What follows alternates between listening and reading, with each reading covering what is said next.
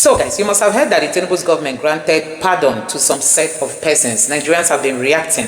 Even a lawyer has added his voice in condemning the kind of, pardon that we saw Tinubu granting to some set of persons. It might shock you to know that the majority of the people who received this pardon are those who had drug-related offenses, and Nigerians are wondering why. So guys, a whole lot happening under the Tinubu's government.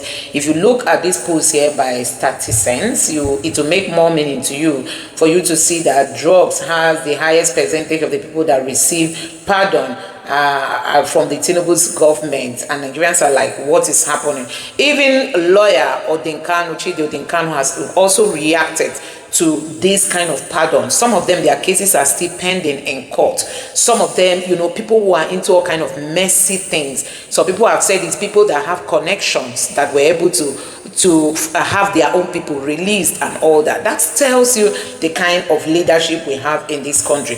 Now, this post is the former DSS director. He said some people occupying government offices are ex-convicts. We have a government that, if you really begin to dig deep into this APC-led administration, it will shock you to know that some people have court-related cases, maybe in Nigeria or outside Nigeria, and we've seen a whole lot of forgery-related incidences, coming up recently. So these are even people who are not supposed to be in power. Now they are in power and they are abusing it, granting people who have drug-related cases pardon, and even people who have gone into all kinds of criminality, they all got pardon. So many people have also condemned how Tinubu was able to grant these people pardon without considering, the guy who was sentenced in, I think, Adamawa or Bauchi, the young farmer who was almost being by a Fulani headsman, and he has been sentenced to be tied, he has been sentenced to death. Nigerians are wondering, why didn't Tinubu at least include this guy,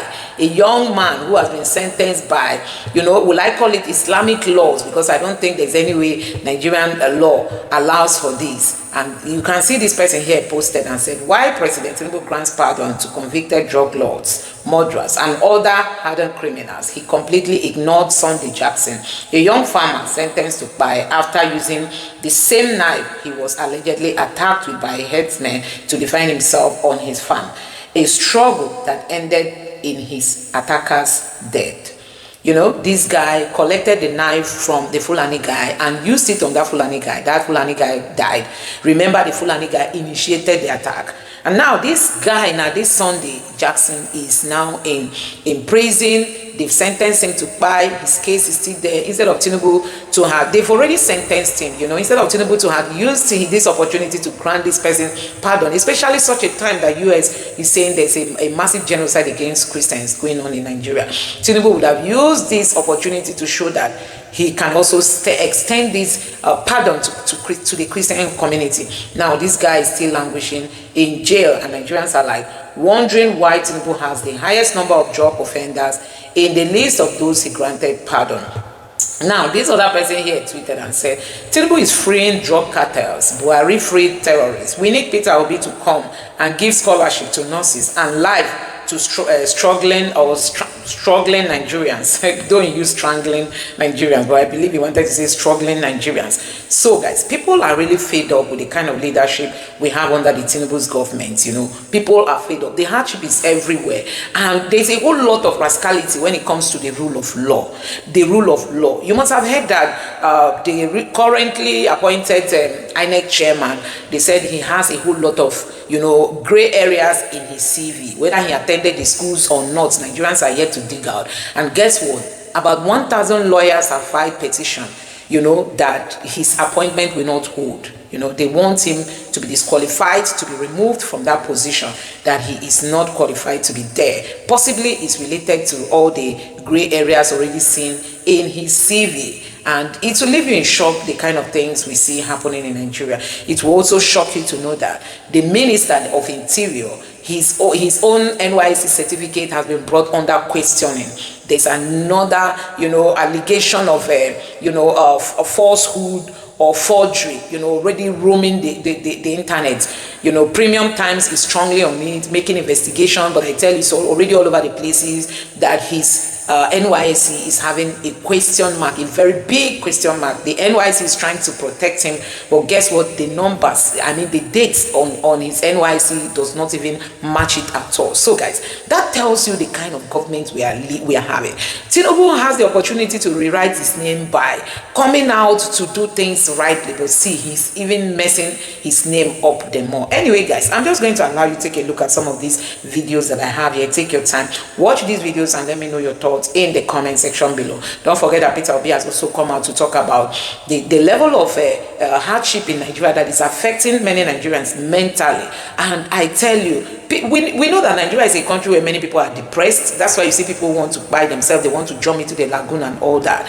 Not to talk of the level of hardship we have today. Don't forget that Tinubu's tax is coming from January. The hammer of the tax is going to fall on people in a very serious way, except you don't put your money in the bank. Once the bank notices that money is coming in and it's more than 800,000 naira, you are going to be forced to pay, tax for that money. So guys, a whole lot is happening. Take your time, watch these clips that I have here for you, and let me know your thoughts in the comment section below. Please don't forget to subscribe to the channel and turn on the bell notification. Thank you.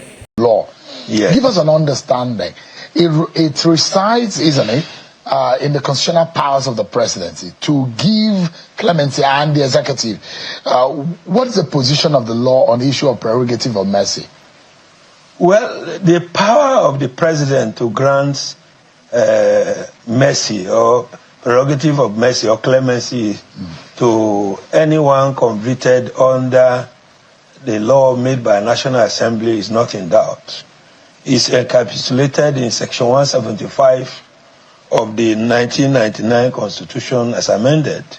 So that provision is very clear. Section 175, subsection 1, gives the president the power to grant the prerogative of mercies to those who have been convicted, and there are various degrees of powers he can exercise after consultations with the National Council of States.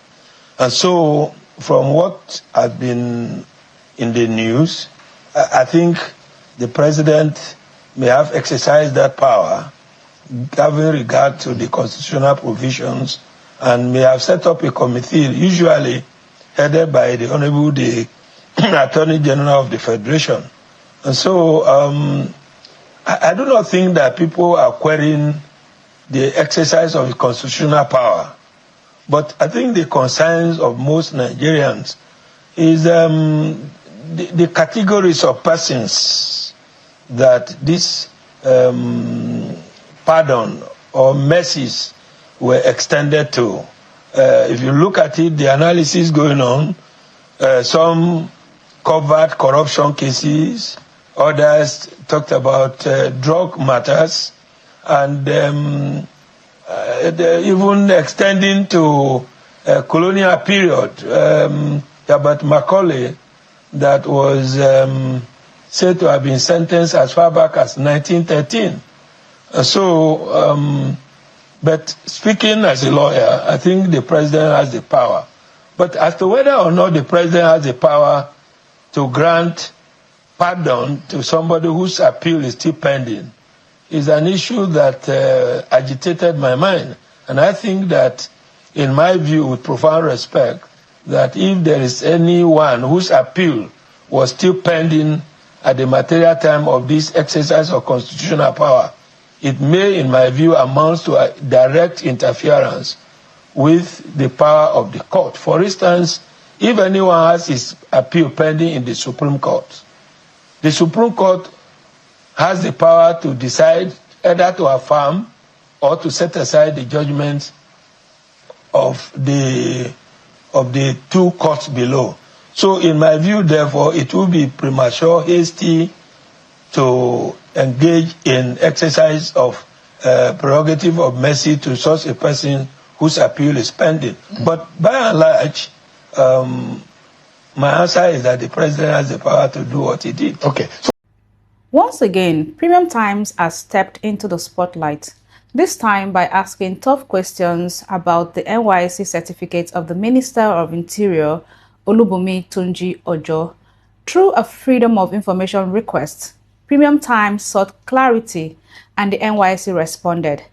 Let's take a closer look at both the request and the response. So according to the document exchange between Premium Times and the National Youth Service Corps, there are still several unanswered questions about Olubunmi Tunji Ojo's NYSC certificate record. Let's start with what NYSC said. They claim that Mr. Tunji Ojo was first mobilized for service in 2006 and deployed to the FCT, but later absconded. Then 13 years later, in 2019, he resurfaced, went through remobilization and completed service under the Federal Capital Territory Administration. According to their own statement, his certificate was not printed at the time of passing out because it was omitted in the certificate printing application, and a new certificate was eventually issued on February 28, 2023. Now let's look at where the lapses are. Missing certificate. If truly his certificate was omitted in printing, the first question is, why didn't the minister personally request it long before now? Secondly, remobilization process. NYSC said he was remobilized, but that raises a big question. Who remobilized him? NYSC doesn't just pick people off the streets and remobilize them. It is the institution, the university or polytechnic that can send your name to NYSC through official Senate list. So, was it his school that remobilized him after 13 years, or was it a special arrangement that allowed him to go through the NYSC process again? Because the NYSC Act doesn't clearly support remobilizing someone who has already been declared as absconded. Third is the timing and legality of service while in office. According to Premium Times inquiry, Tunji Ojo became a member of the House of Representatives in June 2019. Yet NYSC's record says he was remobilized the same year and served until 2020. That immediately creates a constitutional conflict. Can a sitting federal lawmaker, someone drawing salary and performing legislative duties, legally be a corps member at the same time? And so the delayed certificate production, even if we have to accept that service was completed in 2020, why was the certificate signed and issued only in 2023, more than 2 years later? Who authorized his remobilization 13 years after absconding? Was it the school? Was it done internally at NYSC? Why didn't he, Tunji Ojo, make a personal effort to retrieve his certificates earlier? And finally, is it constitutionally acceptable for a sitting member of the House of Representatives to be undergoing NYSC service at the same time? Until those points are clarified, the NYSC's letter as it stands leaves more gaps than answers. It is a truth at a time. Take care and have a nice day. This is the only thing I want to take if I get protected in my environment. Please keep your roads, keep your schools. We just want to be safe. You know, when a senator stands on the Senate floor and says, please save our lives, save our people, we are not bothered about roads or schools right now, just save our lives. You have to pause and ask, what should ordinary Nigerians do? That was Senator Gabi Musa Madoke from KB South, pleading in the Senate, and that single sentence, save our lives, tells a story of fear, frustration, and failure. Now let's unpack what's really happening and why his words have stirred both sympathy and suspicion. But first, let's take a listen. Today they will tell us they are here, tomorrow they are here. Everybody knows within our area, but we will not see any action taking place. That is to say, sir, we need this Senate to tell the armed forces to be reporting progress every week so that state by state, otherwise it will be a mess of all issues and we will not be seeing progress. Sir, I beg you that time is right now, that this problem is solvable. We have seen progress. We should not allow this progress to be derailed. We should pursue this remnant of these people so that our next election can be peaceful and sustainable. And we have something to sell to our people, sir. This is the only thing I want to take if I get protected in my environment. Please keep your roads, keep your schools. We just want to be safe. And that is the message we are sending to the Senate President. Please, save our life and our people. We are not bothered. He spoke out after bandits overran villages in Kebbi State. He said his people have lost sleep, lost homes, lost confidence in government.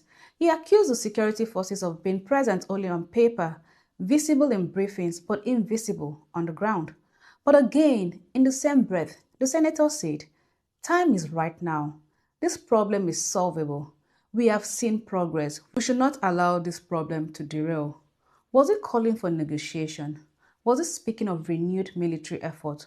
Or was he warning the Senate not to politicize the little progress already made?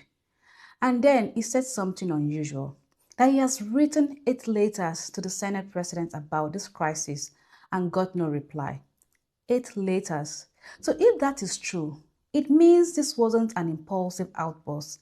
It was built on silence. He urged the armed forces to submit weekly progress reports to the Senate, state by state, so Nigerians could track what's really happening, a bold demand for accountability. But here is where the speech got controversial. After the emotional plea, the senator switched gears and talked about ensuring that the next election will be peaceful.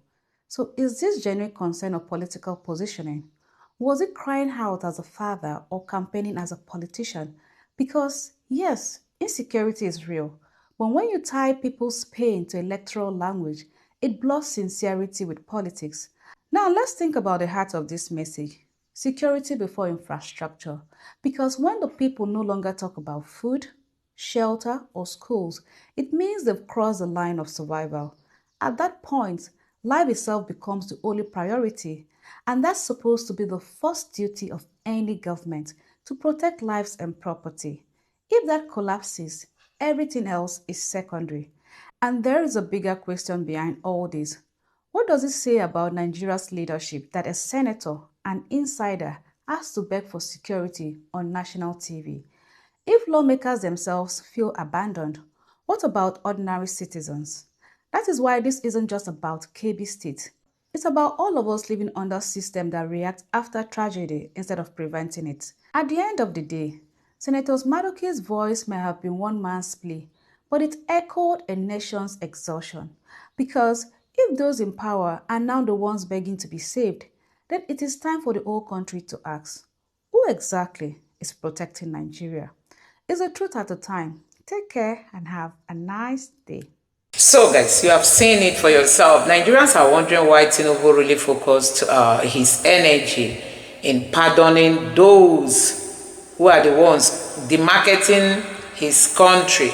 You know, when it comes to this demarketing, they only channel their energies on obedience because they are supporting Peter Obi. They'll be using the language demarketing.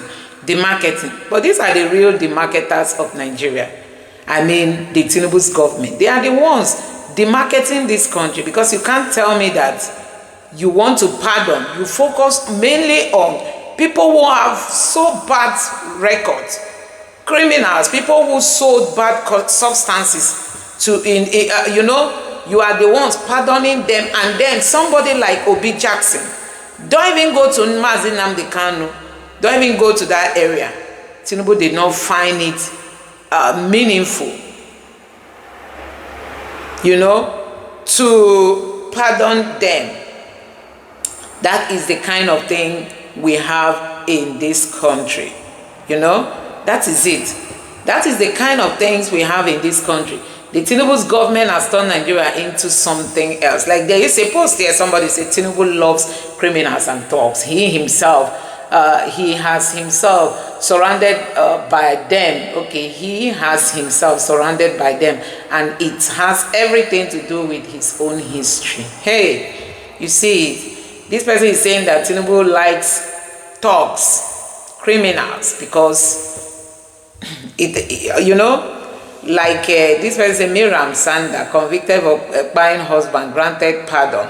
This other one said Mr. Lawal was convicted of receiving $500,000 bribe from Femi Otedola, a businessman. Lawal was accused of demanding $3 million to remove Mr. Otedola's firm from the list of companies indicted for fuel subsidy fraud. Hey, you see, And this other one says Lagos NURTW chairman threatens to punish anyone who refuses to vote APC in 2027, faces DSS drill over threat. And then so guys, that is just it. I just wanted people to know that, see, the Tinubu's government is not helping Nigeria as when they are looking for the marketers, they are looking for Peter Obi supporters. Now, let me read you other reactions coming from Nigerians. This person, 40% of presidential pardon goes to drug offenders. What else does one expect when the head has a history of power baggage? It's only natural that body follows. Nigeria under Tinubu isn't being reformed, it's being recycled. That is what this person is saying. And then another person here say, expect another pardon and clement sheet. And this talk that murder innocent man in daylight will be there. And the remaining Lagos Island drug guys who are not there now because it sparks suspicion. Buhari bandits were not trial talk, less of being jailed. They were instead integrated. So he's saying that during the time of Buhari, bandits and all these Fulani headsmen, you know, anytime you arrest them, before you know it, they've been released. Nobody went to jail. Tell me why the criminality will not continue. Here, this person said data analysis is such a beautiful thing. They may have model up the list to confuse people, but once you put the data through visualization, the picture reveals the real motive. Drug moles and baron getting their freedom to return to business, well paid. If you know, you know. They now put this Tinubu drug barons may determine Nigeria's political future. You see it once. So guys, a whole lot of reactions here. When Tinubu is done with Nigeria, even his day supporters will cry. Another person say quite disturbing and worrisome as if the president is still in business and he is protecting his primary constituency. My take, why is it that Tinubu can't hide his passion for drug dealing and the dealers? Our nation is at a crossroad indeed. So, and this person says Bola Tinubu pays US lobbyists 2.7 million to help banish his image, to help burnish image destroyed by drug dealing and certificate forgery scandal. So guys, this is what we are saying, that the Tinubu's government is trying to, they are the ones destroying this country, you know. Recruitment process ahead of 2027, he knows how to gather the best brain in action, and picture is a further aid. Listen, social media influencers on, okay.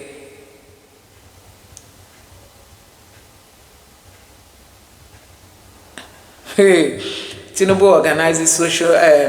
Tinubu's government is organizing a one-day training for social media influencers. They want to start gathering people now that they will use. You know, can you imagine? Of all the people they want to teach is social media influencers. We see the problem of this country is not being human. One day we'll open the book of oil subsidy corruption. As for illegal mining, anyway, let me stop it here. So many people are reacting the way Tinubu decided to pardon majority of drug barons. Let me know your thoughts on this in the comment section below. Don't forget to subscribe and turn on the bell notification. Thank you.